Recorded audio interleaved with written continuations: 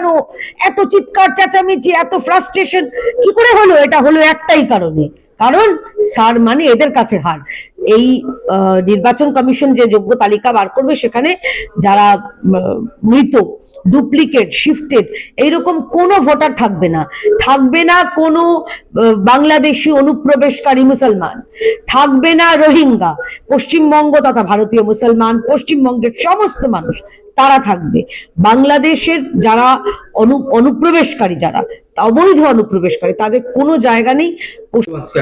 বলছি দিদি, অভিষেক বন্দ্যোপাধ্যায়কে দেখা যাচ্ছে ভুয়ো যারা ভোটার তাদেরকে নিয়ে র্যাম্প শো করছে, আবার যেমন জানা যাচ্ছে মালদাতে যে সভা করবেন সেখানে পরিযায়ী শ্রমিকদের নিয়ে করবে, কিন্তু এরা যে শিক্ষিত বেকারদের নিয়েও তো মালদা উনার করা উচিত ছিল, এরা যে তারাও তো বঞ্চিত।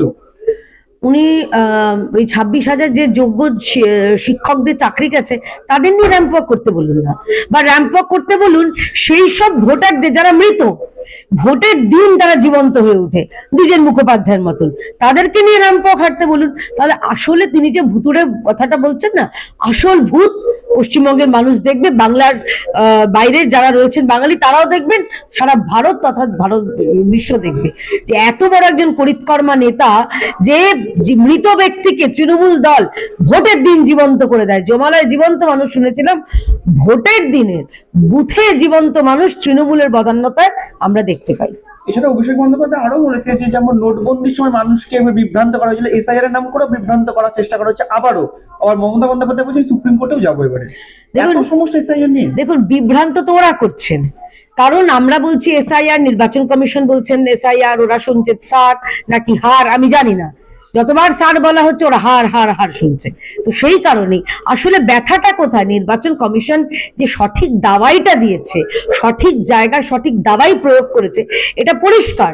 তা না হলে এদের এই ফ্রাস্ট্রেশন, এদের এই লাফানো ঝাঁপানো, এত চিৎকার চেঁচামেচি, এত ফ্রাস্ট্রেশন কি করে হলো? এটা হলো একটাই কারণে, কারণ স্যার মানে এদের কাছে হার। এই নির্বাচন কমিশন যে যোগ্য তালিকা বার করবে সেখানে যারা মৃত, ডুপ্লিকেট, শিফটেড এইরকম কোনো ভোটার থাকবে না। থাকবে না কোনো বাংলাদেশি অনুপ্রবেশকারী মুসলমান, থাকবে না রোহিঙ্গা। পশ্চিমবঙ্গ তথা ভারতীয় মুসলমান, পশ্চিমবঙ্গের সমস্ত মানুষ তারা থাকবে। বাংলাদেশের যারা অনুপ্রবেশকারী, যারা অবৈধ অনুপ্রবেশকারী, তাদের কোনো জায়গা নেই পশ্চিমবঙ্গ তথা ভারতবর্ষের ভোটার তালিকায়। দিদি, আমার শেষ প্রশ্ন, 21 সালে আমরা দেখেছিলাম লক্ষ্মীর ভান্ডারকে সামনে করেছিল তৃণমূল সরকার, এবারে দেখা যায় ভোটের আগে পাঁচালি পড়ছে, মানে লক্ষ্মীকে নিয়েও কি এরা চলছে, বা এবার পাঁচালি কতটা কাজে লাগবে বলে মনে হচ্ছে? দুর্নীতির পাঁচালিতে রেগে যাচ্ছেন কেন?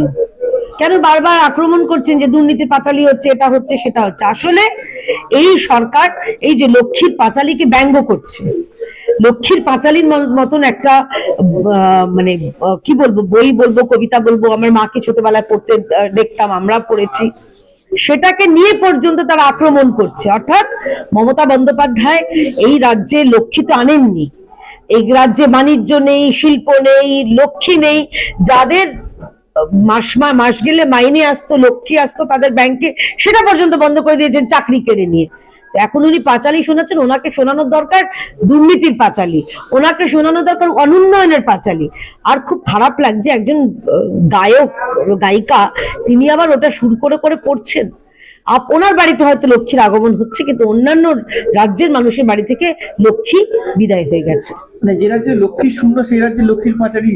ভারতীয় জনতা পার্টির আমলে অন্নপূর্ণা ভান্ডারের মাধ্যমে পশ্চিমবঙ্গের মা বোনদের সুনিশ্চিত করতে চাই, আপনাদের শুধুমাত্র ওই দেখনদারির জন্য ওই সামান্য কিছু টাকা নয়, অনেক বেশি টাকা দেবে ভারতীয় জনতা পার্টি, এবং আপনার পরিবারের ছেলে মেয়ের তাদের চাকরি, তাদের মুখে হাসি, তারা যাতে দিনের শেষে বাড়িতে এসে বাড়ির গরম গরম ভাত, ধোঁয়া ওঠা ডাল খেতে পারে, সে ব্যবস্থা করবে।